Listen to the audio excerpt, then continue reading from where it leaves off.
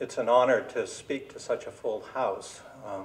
It's not a common experience when your topic is the War of 1812.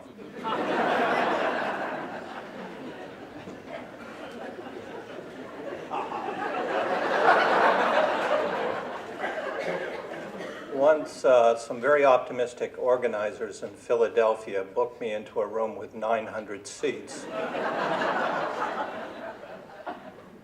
And 40 people showed up and arranged themselves randomly through the 900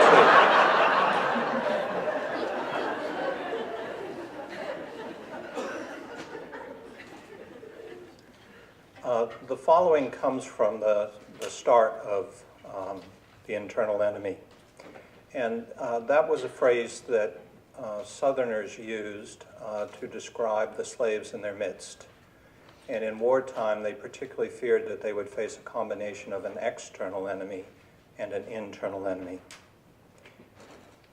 One night in October 1814, on the Virginia shore of the Potomac River, several young enslaved men stole a canoe and paddled across the river to Laidlow's Ferry on the Maryland shore.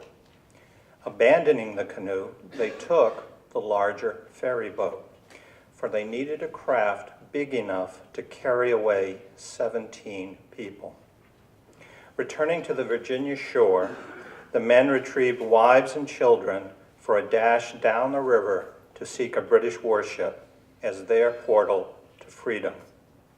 In the morning, their masters discovered that their slaves were gone, and in the words of one witness, quote, had taken many articles out of Mr. Abraham Huey's dwelling house in the course of the night, and all their own articles and effects out of their own houses, end quote.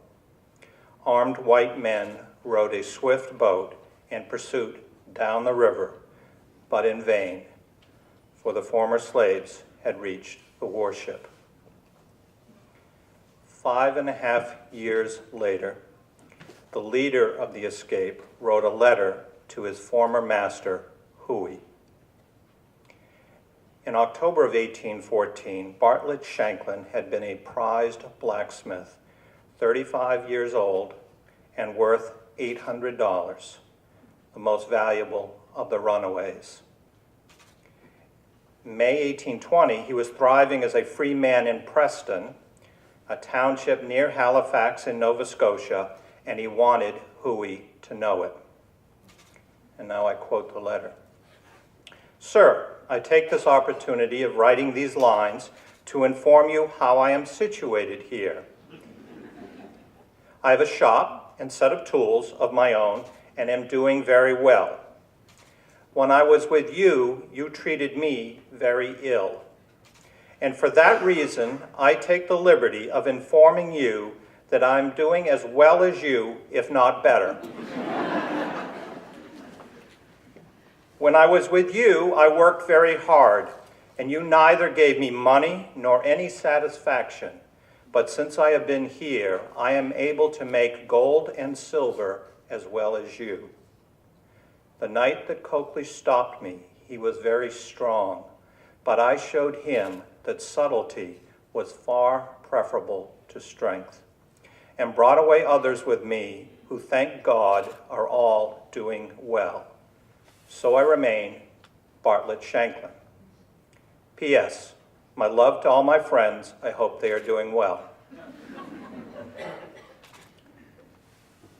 As a free man, Shanklin could at last make his own money. Enslaved people in Virginia were third and fourth generation Americans who knew the social value of $1 as a measure of a man's merit.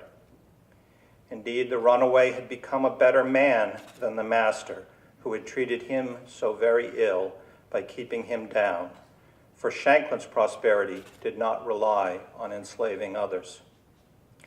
Coakley was apparently a powerful man, perhaps an overseer, who tried to restrain Shanklin on the eve of the escape.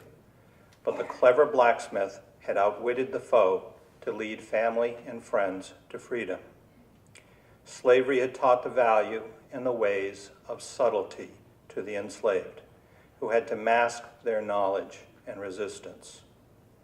Rather than destroy the rebuking letter, Huey showed more greed than pride by submitting it as evidence in a bid for post-war compensation from the federal government. Huey's choice preserved Shanklin's words for you to hear tonight. Thank you.